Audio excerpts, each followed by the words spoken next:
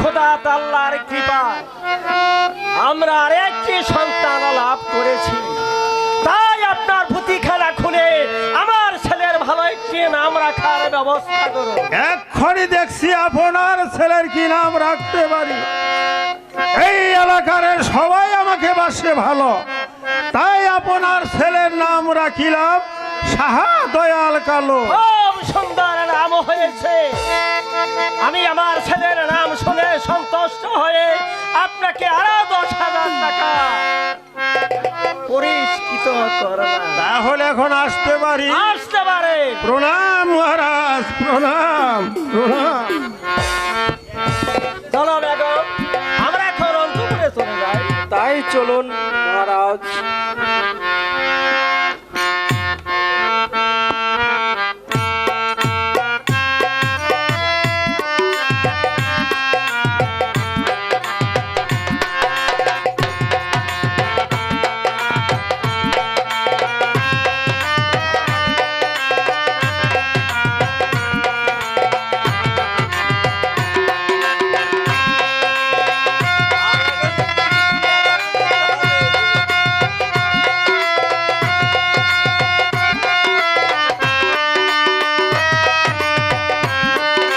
দাসী দাসী রে, বলুন রানীমা। আমার যে আজ খুশি খুশি লাগছে রে দাসী।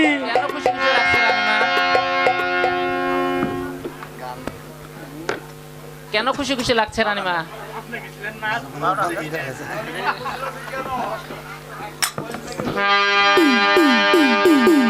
ওরে মনেরিয়া নন্দে রানী হাইরে বেড়াই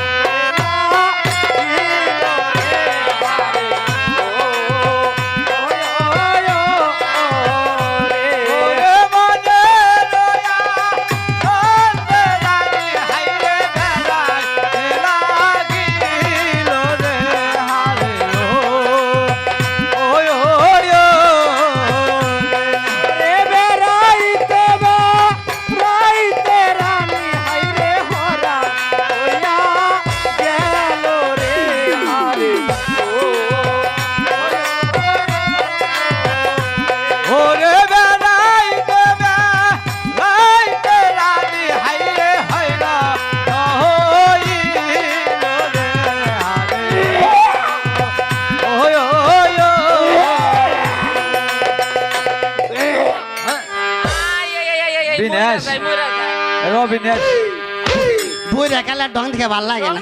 আমার ভালো লাগে না। দেখছো বুইরা পাইকে গেছে গা। রানীমা এবারে রঙ্গ শুরু করে দিছে। আর কেমন রাজার কাছে এনে কাম শিখ নিছিলেন। সারা রাত ধরে খালি পোলাহানি হলো। তে এই যে আমরা কি রাত ধরে খালি দিয়াই করু। এই করুন না আমার কাম কাজ নাই খাই। জীবনটা শেষ করে দিলাম। মান সম্মান গেল। কইছি যে এই এলাকায় আইছি। এই এলাকায় ভালো ভালো পোলা আছে। চাকরি করে বিয়া বহুমু। রানীমার জ্বালায় তাও করা হারবো না কেরা ধরে এটা কেরা বহারা। দাসী দাসী রে, বলুন রানীমা। আমি যে আর ঠিক থাকতে পারছি না রে দাসী। রানীমারে হুয়া কি করো? ওই কি কর তুই না ইয়ার আগে একজন সিজারি করছিলি না তাই মাটা কি নেই। দাইমাটা নিয়ে আইতেলে করে কামটা মেনে হাইরা যাবে আজকে আর রানীমারে সারাছে না চুপ করো যাও কি করো এনে খাও চুপ করো খাও আই সেরি কোনে লাগলি তাড়াতাড়ি আয় রানীমা কাম সারা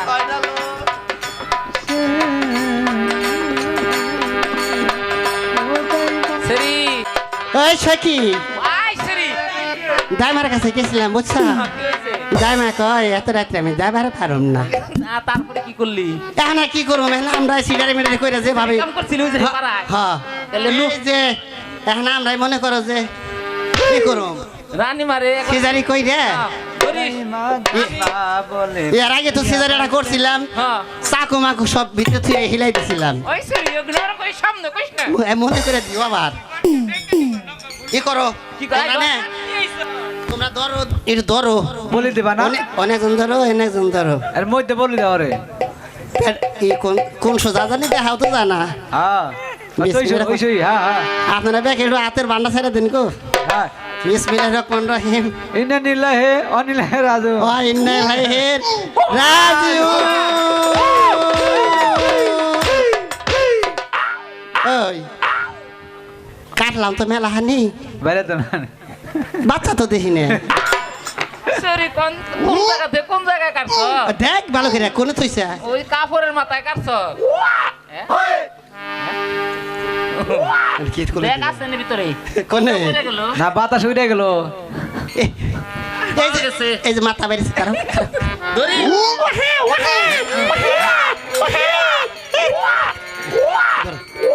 নি ওঠা ওঠা দেখ মাথা একটু নাকল চাল দাও কে হাই হাই রে মেলা হানি সেলে দিছি তো কাটছি বাড়ি ওঠা ওঠা একটু ওঠা ওঠে বাচ্চাটা কোলে দাও দেখে মায়ের সব দুঃখ বলে যাবো গা দেন ওঠা সব বেদনা বলে যাবো গা গো হারে উড়োরা না ওঠাও কাম সারছি আমরা হুম একটু ধরো ভালো করে হেলে দিছি এত ই করো না মানে আলাপ করো না না ই আল্লাহ দিক না নামগো পড়তে দি মাস তে? পর করি আমাগো কাটছি একটু কে জায়গা কাটছি বেশি কাটছি আমাগো কাটার পরে আমরা আঠা ধরি দাসি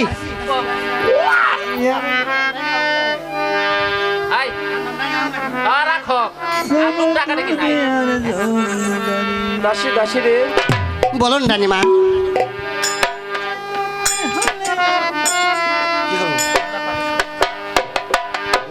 ওরা আমাকে শক্ত করে ধর দাসী শক্ত ধরে- করে ধরে অন্তপুরে নিয়ে চল দাসী আমার গলায় তাবিজ আছে আমি অজীবনও ধরা হারাম না তুই খালি হাত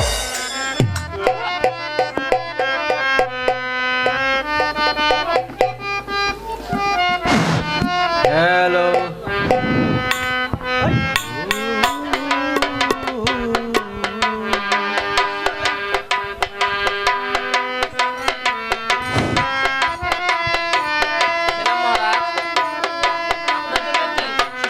মহারাজ কি সংবাদ নিয়ে এসেছো আমার কাছে খুলে বলো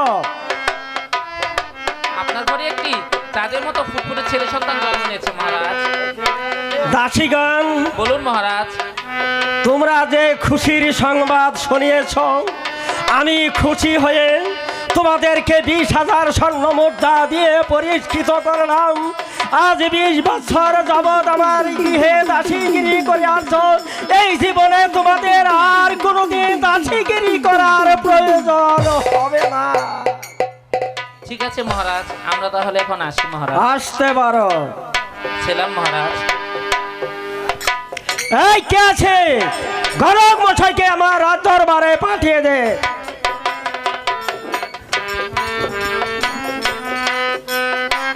প্রণাম মহারাজ প্রণাম আমাকে আবার কিসের জন্য স্মরণ করেছে শরণ গণক মহাশয় ওই মেহেরবান খোদা তাল্লার কৃপায় আমরা আরেকটি সন্তান লাভ করেছি তাই আপনার পুঁথিখানা খুলে আমার ছেলের ভালো একটি নাম রাখার ব্যবস্থা করুন আমি এক্ষুনি দেখছি আপনার ছেলের কি নাম রাখতে পারি আয় দেব নইলে সইরে সিংহের পৃষ্ঠে চড়ে যদি কর সত্য কথা খাস কার্তিক গণেশের মাথা আম গাছে বসে শকুনে হাগে আর বিড়ালে খায় ঘাস আপনার ছেলের নাম রাখলাম বীর হনুমান কি হচ্ছে একটা বছর নাম আমি বছর নাম রামতে বলি নাই আমি বলেছি আমার ছেলের নাম রাখতে। মহারাজ মহারাজ আপনার সাথে এলো মস্কারি করলাম মহারাজ মস্কারি তার ভালো একটি নাম রাখার ব্যবস্থা এখনই করুন। দেখছি আপনার ছেলের কি নাম রাখতে পারি পেয়ে গেছি মহারাজ আরে কি পেলে একেবারেই পেয়ে গেছি আরে পেলে কি আপনার ছেলের নাম পেয়েছি তাহলে খুলে বলুন এক্ষুনি বলছি বৈরাটি নগরে ঘর নামের শাহ সাকালদার অজুবা তাহার বন্দি অতি মনোহর হইল সন্তান এক অজুবার ঘরে তাদের সমান রূপ রূপে ঝলমল ঝলমল করে রূপেতে হইল সমস্ত ভুবন আপনার ছেলের নাম রাখিলাম মহারাজ আরে বলেন না কেন আপনার ছেলের নাম রাখলাম তাহা দয়াল গাজী খুব সুন্দর নাম হয়েছে গণক মহাশয়। আমি আমার ছেলের নাম শুনে সন্তুষ্ট হয়ে আপনাকে আমি 20,000 স্বর্ণ মুদ্রা দিয়ে পরিষ্কৃত করলাম। আজ 20 বছর যাব আমার গৃহে গণকগিরি করে আছে। এই বৃদ্ধ বয়সে আর কোনোদিন গণকগিরি করার প্রয়োজন হবে না। আমার আর গণগিরি করা চলে না মহারাজ। এই বৃদ্ধ বয়সে আমার মনে কয় না বাড়ি বাড়ি হেঁটে গণগিরি করি। আপনি আমাকে আশীর্বাদ করবেন, আপনার আশীর্বাদও যেন আমি ওই গয়া কাশী বৃন্দাবন দর্শন করতে পারি। আপনাকে আমি আশীর্বাদ করলাম, আপনি তো ওই গয়া বৃন্দাবনে যাত্রা করতে পারো। তাহলে এখনই আসতে পারি মহারাজ? আসতে পারে।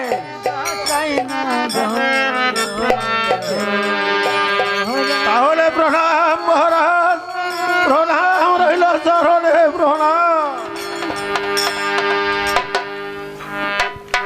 হে খোদা মেহেরবান, আমি তোমার কাছে প্রার্থনা করে বলছি আমার কাজী যেন এই পৃথিবীতে অমর হয়ে থাকে, অমর হয়ে থাকে।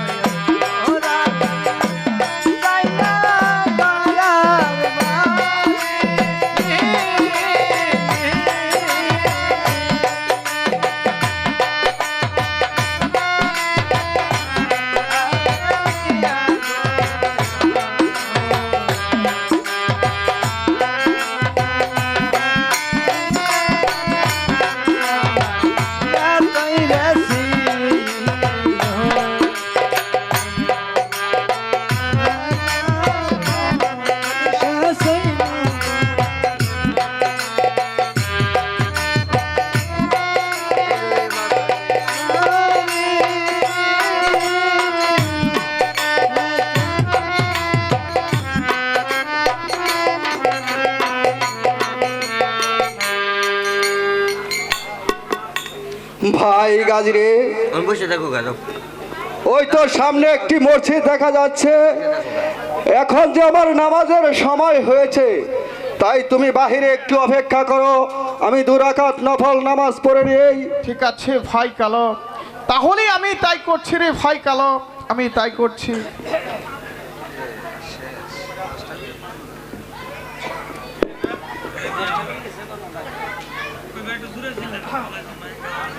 বুড়ো হ্যাগা তো দিলে বেবে না আমারই গলা বয়ে গেল গা। মাল বানাবো, মাল খেলে গলা বয়ে ঠিক আছে।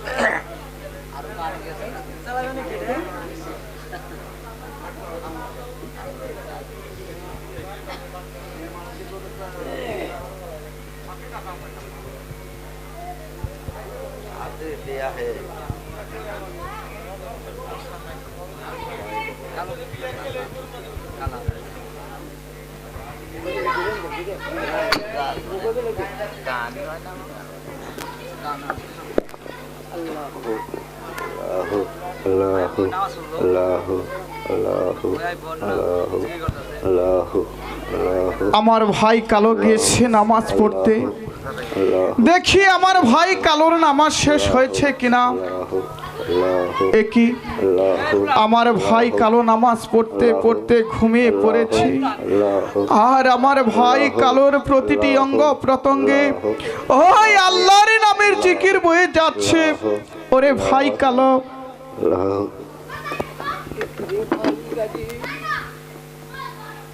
এখিরে ভাই গাজী, তুমি কখন এলে ভাই গাজী? আমি এসে দেখলাম তোমার এই শরীরে প্রত্যেক অঙ্গ প্রত্যঙ্গে ওই আল্লাহর নামের জিকির বয়ে যাচ্ছে ভাই কালো। এই ধন তুমি কোথায় পেলে ভাই কালো? এই ধন কি তুমি আমাকে দেবে ভাই কালো? ভাই গাজরে, এই ধন কামাই করা যে বড়ি কঠিন। এই ধন কামাই করতে হলে যে মায়ের সংসার ত্যাগ করতে হবে, তা কি তুই পারবি ভাই গাজী? ওরে ভাই কালো, আমার যতই কষ্ট হোক না কেন রে ভাই কালো, আমি এই মায়ার সংসার ছেড়ে দিই। আমি যে তোমার সাথে ওই আল্লাহর নামে ফকির হয়ে যাব ভাই কালো। না রে ভাই গাজী, তুই যে আমার সাথে চলে গেলে ওই জনম দুঃখিনী মা কেঁদে কেঁদে পাগল হয়ে যাবে। তুমি মায়ের কাছে ফিরে যাও ভাই গাজী। ভাই গাজী রে, ভাই কালো রে, যেদিন আমার এই খাঁচা ছেড়ে আমার এই প্রাণ পাখি চলে যাবে রে ভাই কালো,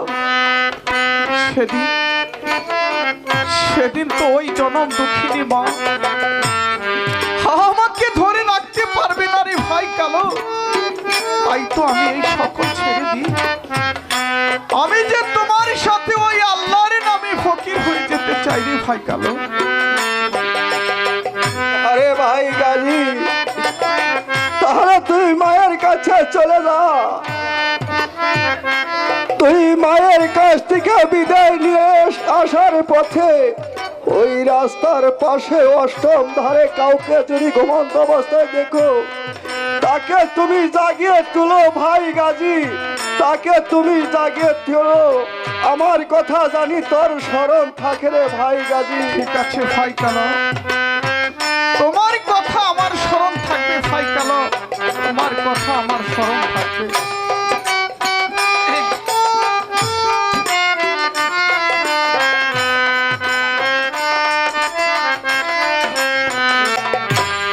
দেখতে দেখতে অনেক দিন কেটে গেল।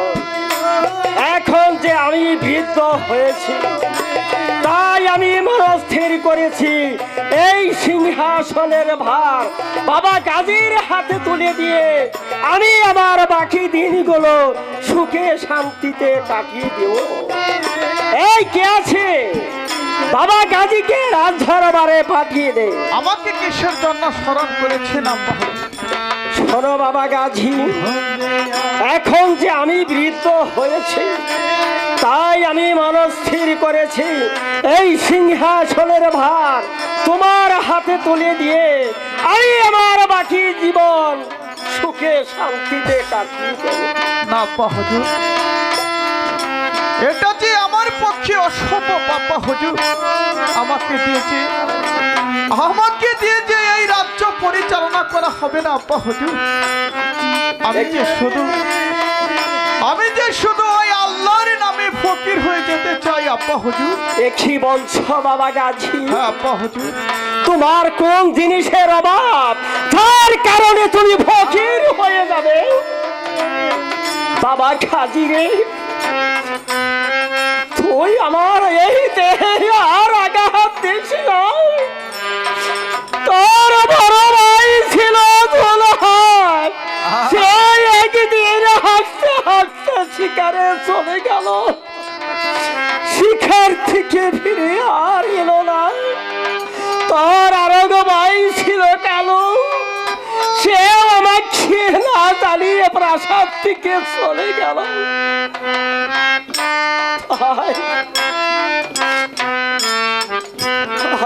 তুই আমার একমাত্র বংশের প্রদীপ, তাই তোমাকে আমার মাতা রাজমুকুট পরিয়ে দিচ্ছি। তুমি রাজ সিংহাসনে বসে রাজ্য পরিচালনা করো। না আব্বা হুজুর, এটা যে আমার পক্ষে অসম্ভব আব্বা হুজুর। আমাকে দিয়ে যে এই রাজ্য পরিচালনা করা হবে না আব্বা হুজুর। আমার মুখে যে শুধু একই কথা আব্বা হুজুর, আমি যে শুধু ওই আল্লাহর নামে ফকির হয়ে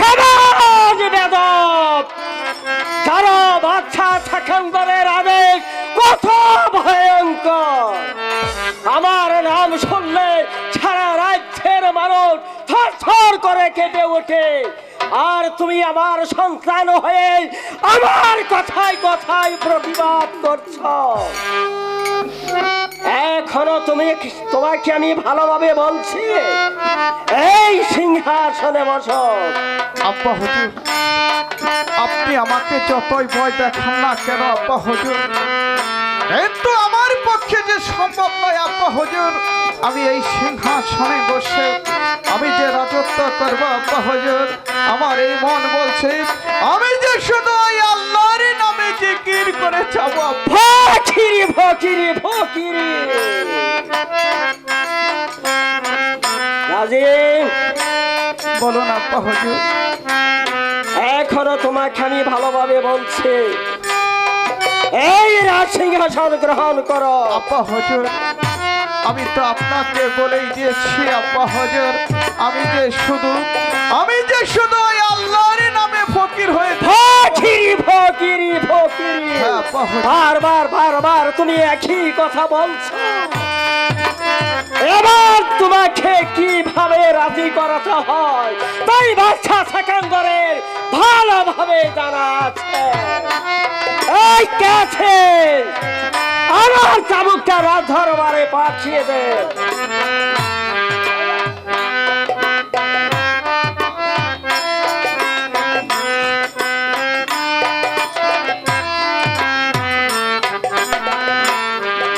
এখনো তোমাকে আমি ভালোভাবে বলছি, এই রাজ সিংহাসন গ্রহণ করো।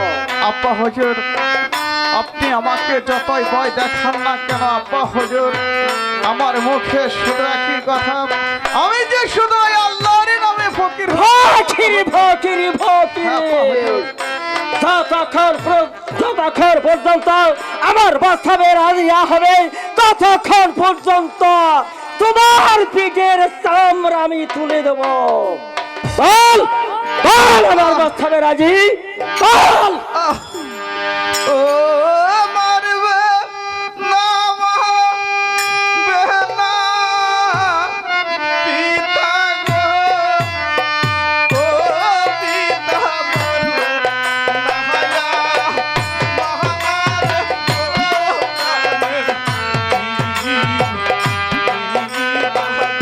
অসহ্য অসহ্য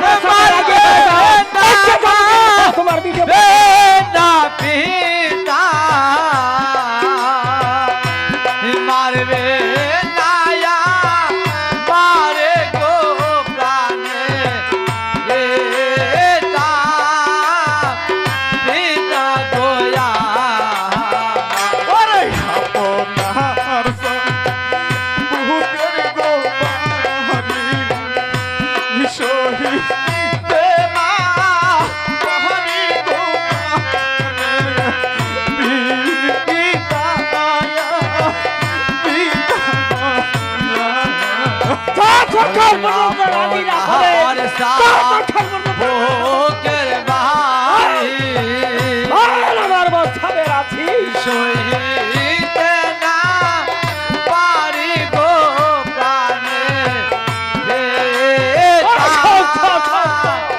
পিতা গোয়া ওরে আপনার বুকের গো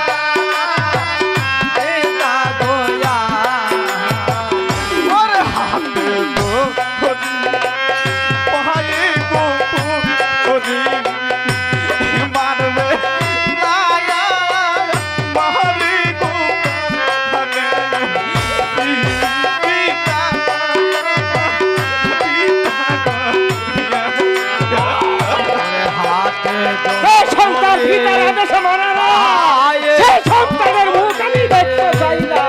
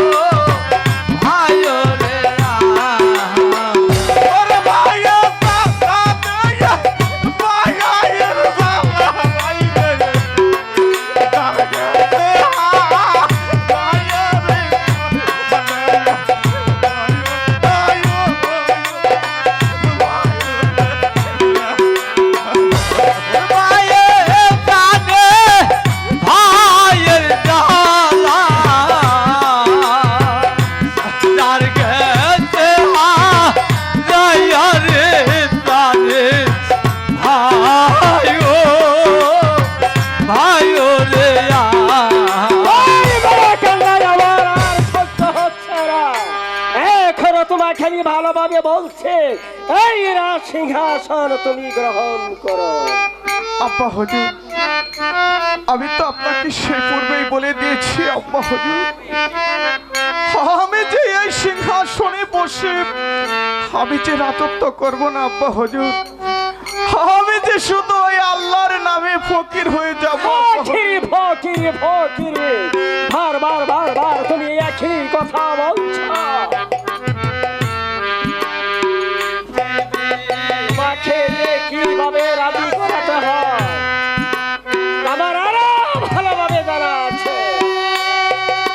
এখনো তোমাকে আমি বলছি, তুমি রাজি হয়ে যাও। আব্বা হুজুর, আমি যে আপনাকে সেই পূর্বেই বলে দিয়েছি আব্বা হুজুর, আমি এই সিংহাসনে বসে আমি কিছুতেই রাজত্ব করতে পারবো না আব্বা হুজুর,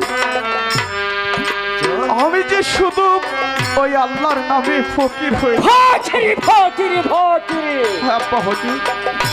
তুমি আমার আদেশ না মানলে এই মুলতানি জল্লাদের হাতে তোমাকে তুলে দিতে বাধ্য হব। আমার বলো, আমার প্রস্তাবে তুমি রাজি? আব্বা হুজুর, আপনি আমাকে মারতে মারতে মেরে ফেললেও আমি যে এই সিংহাসনে বসতে পারবো না আব্বা হুজুর, আমি যে শুধু ওই আল্লাহর নামে ফকির হয়ে যাবো আব্বা হুজুর। এই কে আছে জল্লাদকে রাত দরবারে পাঠ? ওই তো আমার মহারাজ আমাকে আদেশ করেছেন, জানি না কোন মায়ের বুক খালি করতে হবে আজ। না না না, শুধু শুধু ভাবছি কেন, হত্যা করাই তো আমার কাজ।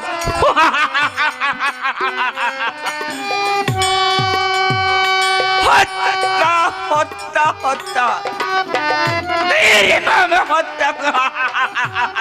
আদেশ করুন জাফরান, সেই এমন বেদবি যে আপনার সাথে বেদবি করেছে। এই সে বেদব চরম বেদবি করেছে আমার সাথে। কি ভাই গাজীরে, কেমন কি বেদবি করেছ মহারাজের সাথে, যার কারণে মহারাজ তোমাকে আমার হাতে সঁপে দিচ্ছে রে ভাই। ওরে ভাই জল্লাদ, আমার আব্বা হুজুর আমাকে এই সিংহাসনে বসে আমাকে যে রাজত্ব করতে বলেছে রে ভাই জল্লাদ, তাই তো আমি রাজি হইনি বলে আমার আব্বা হুজুর আমাকে তোমার হাতে সঁপে দিচ্ছে রে ভাই জল্লাদ। ভাই গাজীরে, বলো ভাই জল্লাদ, মহারাজ তো ঠিকই বলেছে ভাই, তুমি হলে রাজপুত্র, রাজকার্য পরিচালনা করাই তো তোমার কর্তব্য ভাই। ওরে ভাই জল্লাদ, কেমন করে আমি এই রাজ সিংহাসন গ্রহণ করবো রে ভাই জল্লাদ, আমার এই মন যে শুধু বলছি রে ভাই জল্লাদ, ওরে গাজী তুই ওই আল্লাহর নামে ফকির হয়ে যা। তাই তো আমি মনে মনে ভেবে স্থির করেছি রে ভাই জল্লাদ, আমি যে শুধু ওই আল্লাহর নামে ফকির হয়ে যাবো ভাই জল্লাদ। জল্লাদ, আরে এক্ষুনি শিরচ্ছেদ করো।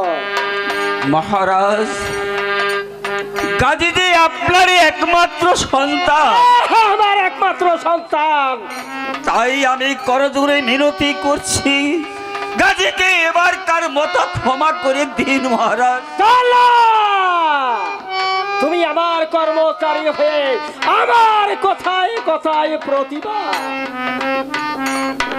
মহারাজ, তাহলে আরো কিছুক্ষণের জন্য সময় দিন মহারাজ, আমি ওই গাজীকে বুঝিয়ে দেখি সে আপনার প্রস্তাবে রাজি হয়ে ওই রাজ সিংহাসনে বসে রাজ্য পরিচালনা করে কিনা। বেশ, তোমাকে আমি কিছুক্ষণের জন্য সময় দিয়ে গেলাম। যদি আমার গাজীকে আমার প্রস্তাবে রাজি করতে পারো তাহলে পাবে 10,000 স্বর্ণ মুদ্রা। আর যদি আমার গাজীকে নিয়ে অন্য কোনো প্রান্তে পালিয়ে যাওয়া হয়, যেখানেই চলে যাও না কেন সেখান থেকে ধরে নেই তোমাকে দেওয়া হবে জীবন্ত সব- আমি তাই করছি মহারাজ। ভাই গাজিরে, তুমি ওই মহারাজের কথায় রাজি হয়ে যাও ভাই। না রে ভাই জল্লাদ, আমি যে কিছুতে এই রাজ সিংহাসন গ্রহণ করতে পারবো না ভাই জল্লাদ। আমি যে শুধু ওই আল্লাহর নামে ফকির হয়ে যাব ভাই জল্লাদ। ভাই গাজিরে, বলো ভাই জল্লাদ। তুমি শুধু শুধু পাগলামি করো না ভাই, তুমি ওই মহারাজের কথায় রাজি হয়ে যাও ভাই। জল্লাদ, গাজী কি তাহলে আমার প্রস্তাবে রাজি হয়েছেন? মহারাজ, গাজীকে আমি অনেকে বুঝিয়ে দেখছি মহারাজ, তার মুখে যে শুধু একই কথা, সে নাকি ওই আল্লাহর নামে ফকির হয়ে যাবে। ফকিরে ফকিরে জল্লাদ, অনেকক্ষণই শিরচ্ছেদ করো। বেশ, আমি তাই করছি মহারাজ। আপনি পিতা হয়ে পুত্রকে হত্যা করার আদেশ দিতে পারে, আর আমি জল্লাদ হয়ে কেন পারবো না? গাজী, মৃত্যুর জন্য গাজীর মৃত্যু এই রাজপ্রাসাদে হবে না, কারণ ওর আম্মা ওকে 10 মাস 10 দিন গর্ভে রেখেছে। তাই ওর চাচা রক্ত দিলে কোনোদিন ওর আম্মা সহ্য করতে পারবে না। তাই ওকে নিয়ে যাও দক্ষিণ মরুভূমিতে, ওই দক্ষিণ মরুভূমিতে হত্যা করে ওর চাচা রক্ত এনে আমার হাতে দিবে। ওই রক্তটা আমার সিংহাসনটাকে আমি পবিত্র করে নিব। আমার কথাটা জানো মনে থাকে। আমি তাই করছি মহারাজ, আমি তাই করছি। চলে ভাই গাজী, তুমি চলে এসো আমার সাথে ভাই গাজী। ওরে ভাই জল্লাদ রে, তাহলে কি আমাকে সত্যি সত্যি হত্যা করে ফেলবে ভাই জল্লাদ? ভাই গাজী রে, আমি যে শুধু হুকুমের গোলাম ভাই, ভাই ওই রাজ হুকুম আমার পালন করতেই হবে।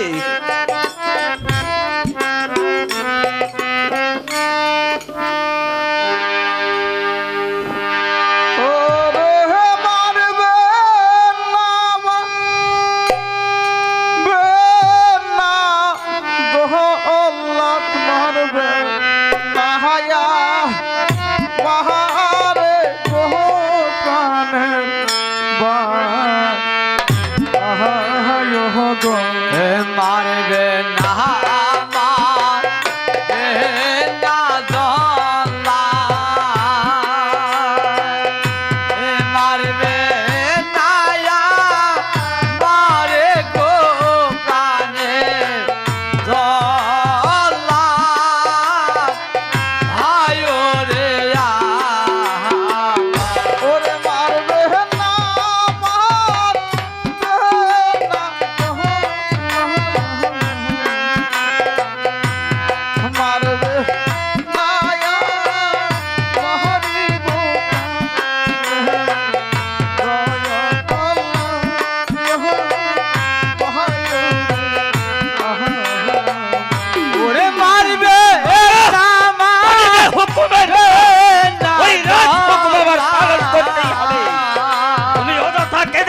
সময় নষ্ট না করে তাড়াতাড়ি প্রস্তুত হয়ে যাও।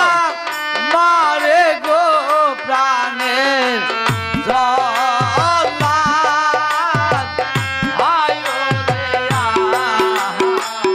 ওরে হাতে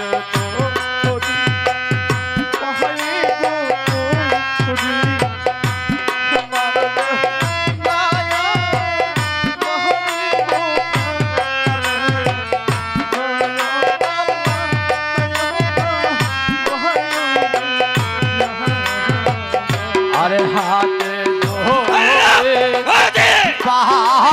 যতই সময় নষ্ট না করে না কেন, আমি যে হুকুমের গোলাম, ওই রাজ হুকুম আমার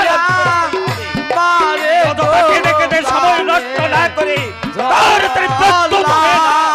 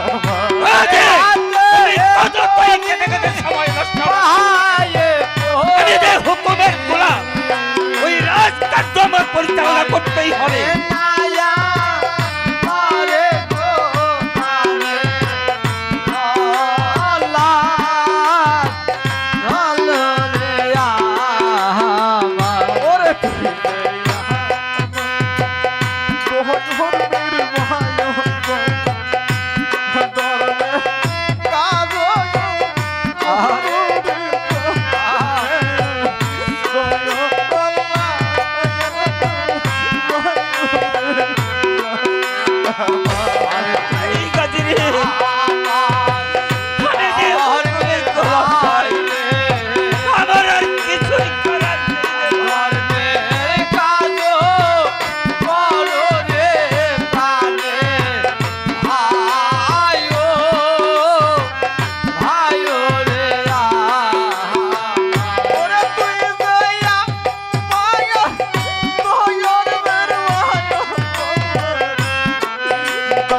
এই গাছি রে আমি যে ঘাতক আমি যে ঘাতকে আমার ওই মহারাজের কথা হুকুম পালন করতে হবে ওই মহারাজের হুকুম আমার যে চাকরি থাকবে না রে ভাই গাছি আমার আর কিছুই করার নেই নিজেকে সময়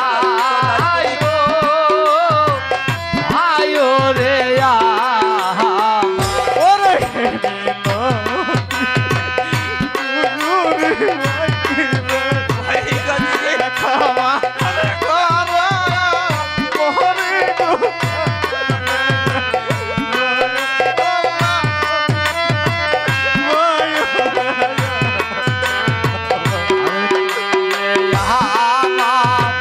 রে আমার আর কিছুই করার নেই রে ভাই গাছি আমি যে হুকুমের গোলাম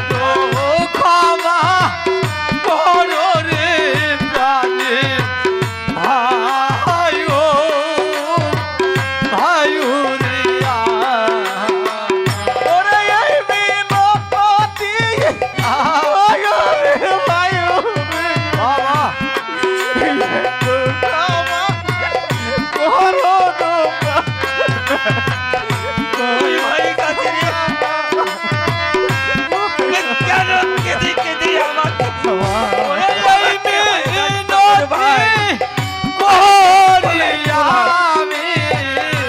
ওই রাজ হুকুম আমার পালন করতে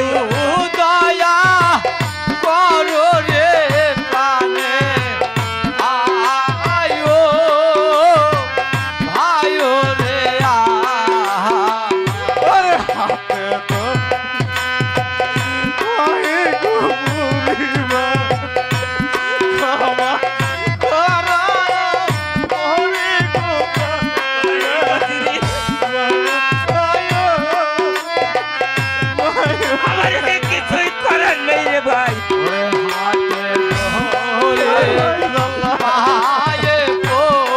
আমার আমি যে ঘাতক ভাই ওই রাজ হুকুম আমার পালন করতেই হবে ভাই গাছি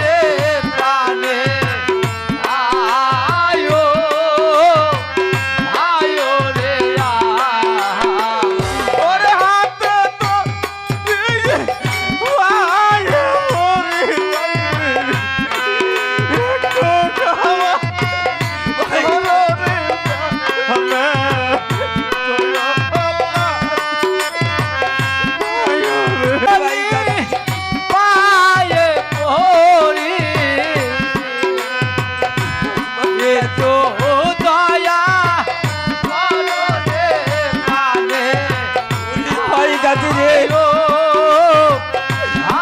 আমি যে ঘাতক ওই রাজ হুকুম আমার পালন করতেই হবে ভাই তাই আমার আর কিছুই করার নেই রে ভাই গাছি ওরে ভাই জল্লাদ এই তো আমি আমার দু হাত বাড়িয়ে দিচ্ছি ভাই জল্লাদ তুমি আমার হাতে হাত করা পড়া ভাই জল্লাদ ভাই গাছি আমি শত শত মানুষকে নিয়েছি হাত কয়রা দিয়ে তাই আমি তোমাকে শ্মশান বনের সাথে নিতে চাই ভাই ওরে ভাই তুমি চলে এসো আমার সাথে ভাই গাছি ওরে ভাই জল্লাদ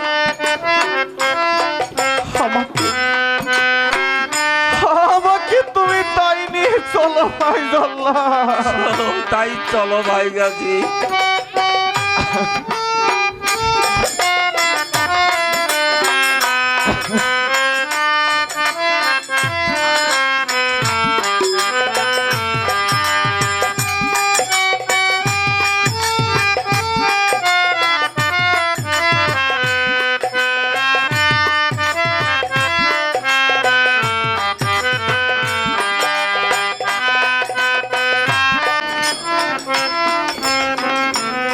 যে আস্তে আস্তে অনেক দূর চলে এলাম রে ফাইজল্লাহ।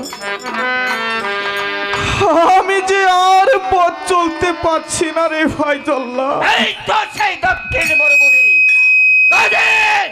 মৃত্যুর জন্য প্রস্তুত হয়ে নাও। ওরে ফাইজল্লাহ,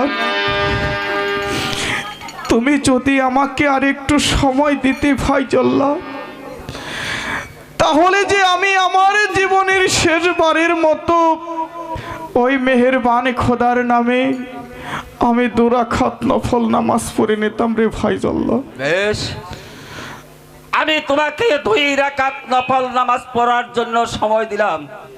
আমি ওই বাহিরে অপেক্ষা করছি, তুমি 2 রাকাত নফল নামাজ পড়ে নাও।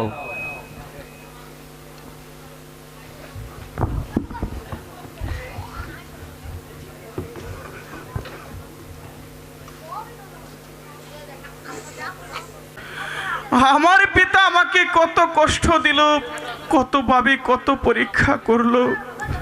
ওগো দয়াল, তুমি আমার সহায় থেকো দয়াল, তুমি আমার সহায় থেকো, তুমি আমার সহায় থেকো।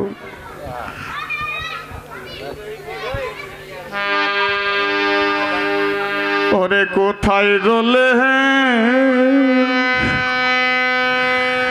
প্রাণের গোয়া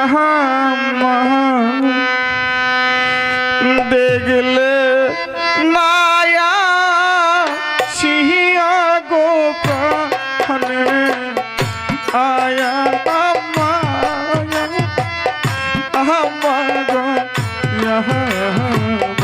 আরে কোথায় রহলে প্রাণের গোয়া দেখলে তায়া শিয়া গো প্রাণে আমা গোয়া ওরে কোথায় রলে প্রাণের গোয়া দেখলে মায়া সিয়া গো প্রাণে আয়া আম্মা গয়া আরে কোথায় রলে প্রাণের আমা দেখলে নায়া শিয়া গো প্রাণে আমা গোয়া ওরে সে গো করে মা হাতুনি আশা ইয়া গো কানে আয়া আম্মা গয়া তোমার ছেলে যাত্রা গো করে দুনিয়া সারিয়া গো প্রাণে আমা গোয়া ওরে তোমার সে যাত্রা করে মাগো দুনিয়া সে ইয়া গো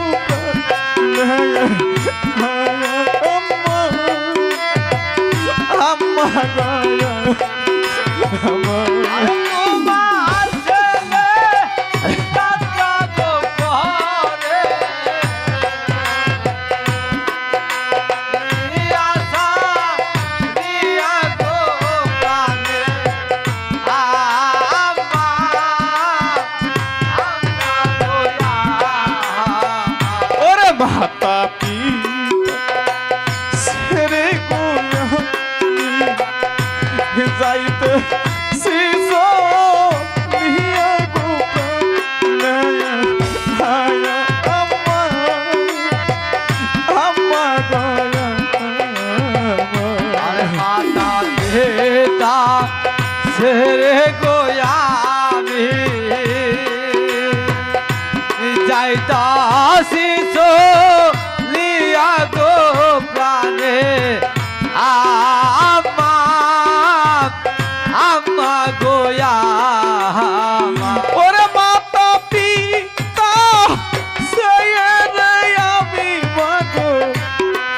যাইতেছি নিয়া গো প্রাণে ভায়া আম্মা আম্মা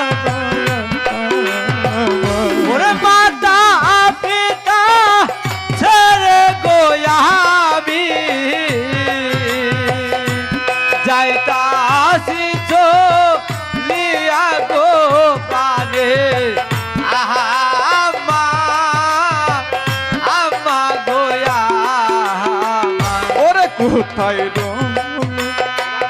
রহায়ানের বাইরে দেখলে মায়া ছিয়া গো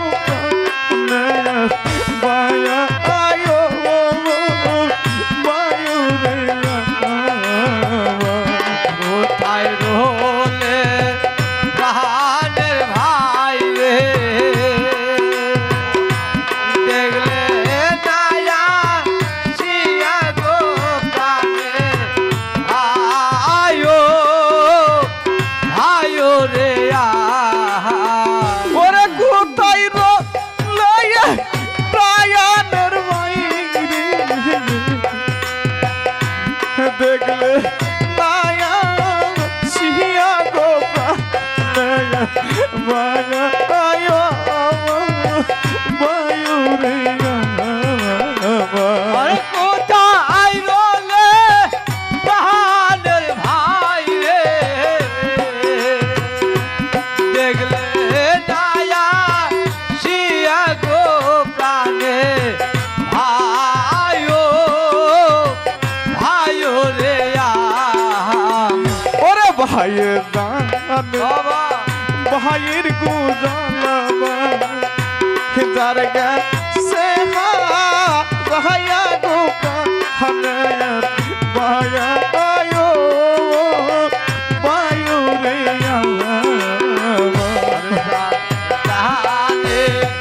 ভাইয়ের কি জালা যার গাছে ভাইয়া রে প্রাণে ভাইও ভাইও রে ওরে ভাইয়ের ভাইয়ের জালা যার গেছে ভাইয়ের আয়ো বায়ু রে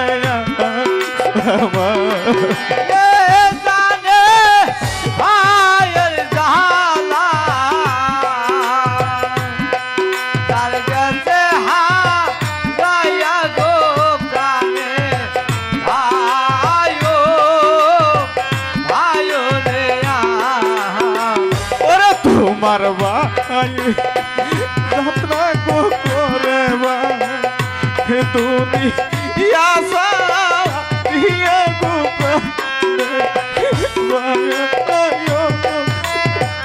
বায়ু রে তোমার ভাইয়ে যাত্রা গো করে দুনিয়া হিয়া গো প্রাণে ভাইও ভাইও গোয়া ওরে তোমার ভাইয়ে যাত্রা করে বাইরে দুনিয়া হিয়া গো মায়া আয়ো বায়ু রে আরে তোমার ভাইয়ে যাত্রা করে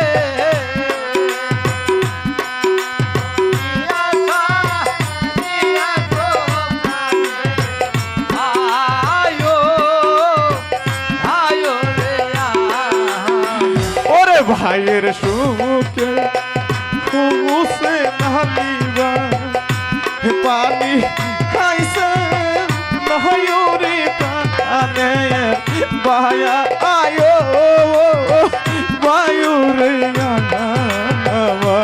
ভাইয়ের সুখে হুসে নালি পানি খাইছা নাও রে প্রাণে আয়ো আয়ো রে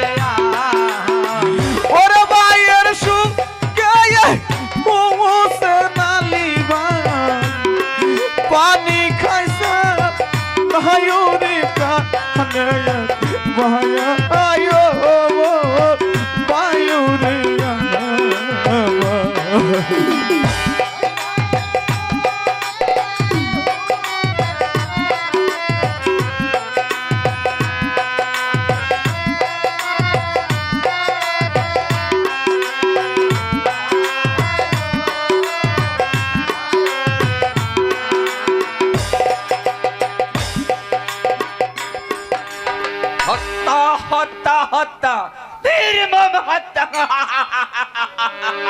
গাজী, তোমার সময় শেষ, এখন মৃত্যুর জন্য প্রস্তুত হয়ে নাও।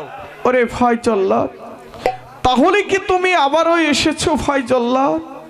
তাহলে কি আমাকে সত্যি সত্যি হত্যা করে ফেলবে? ভাই গাজী রে, আমার যে আর কিছুই করার নেই রে ভাই গাজী, আমার যে এই রাজ হুকুম পালন করতেই হবে। অযথা সময় নষ্ট না করে তাড়াতাড়ি মৃত্যুর জন্য প্রস্তুত হয়ে নাও। ওরে ভাই জল্লাদ, এই তো আমি